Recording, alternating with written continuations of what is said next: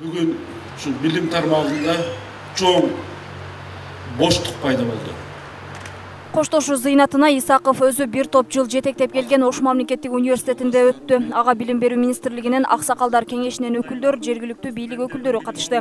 Жөнөкөй кызматкерден министрлик кызматка чейин өзүнүн билими, жасаган иштери менен жеткен Исаков бир жылга жетпеген убакытта министрлик кызматка келгенден кийин бир канча жаңыланууну жасап кетти деп эскеришти. Бизди министрликтин аппаратын алда жетелей баштаган эле. Чындап айтканда жолборсту ушул кишиге окшотсо болот. Ушул кишини жолборсту окшотсо болот. Ал басканып турганы менен, аракети менен, күчү менен, аракети менен, эмгеги менен, кылган иши менен чындап ошондой жаныбарга окшош, ошондой баатыр, тайманбас, эрктүү, ташкой адам эле. Эгерде ушул инсанды биз баалай ала турган болсок, ушул кишиге ел баатыры деген наамды берсе болот эле депчи. Эмгеги менен элдин сүймөнчүгүнө кирген бир мамлекеттик кызматкерлер бүгүнкү күндө өтө аз да. Маркум студенттик кезинен тарта эле өзүнүн жигердүүлүгүн көрсөтүп, бир топ ийгиликтерге жетише алган. Аз жашаса да маңыздуу өмүр кечирип, ал өмүрүн билимге арнаган инсандардын ордун толтуруу мүмкүн эмес дешет устаттары. Каныбек Исаков кайсыл жерге барып ишке орношпосун, иштин көзүн билген, барган жерин өркүндөтө алган мыкты менеджер катары таанылган. Ош муну билим берүүнүн флагманы катары таанылышына маркумдун салымы чоң.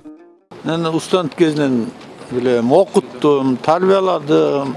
Ошол менин группамда бул староста болчу.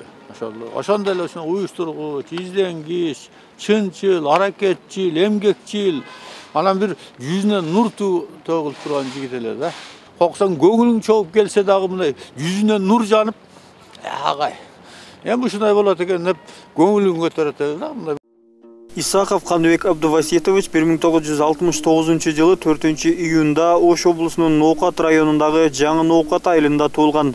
Эмгек тажрыйбасын Белөрүк колхозунда жумушчу болуудан баштаган. 1993-1997 жылдарда Ош мамлекеттик университетинин кыргыз филологиясы факультетинде мугалим болуп иштеп, 1995 жылы Нур гезитинин башкы редактору болгон. 1997-98 жылдары Ош мунун кыргыз филологиясы факультетинин деканынын орун басары. 1998 жылы ректордун тарбия иштери боюнча жардамчысы. 2000-2005 жылдары коомдук тарбия иштери боюнча проректор. 2005-2006 жылдарда мамлекеттик тил боюнча проректор болуп иштеген. 2006-2011 жылдарда Ош мамлекеттик гуманитардык институтунун ректору.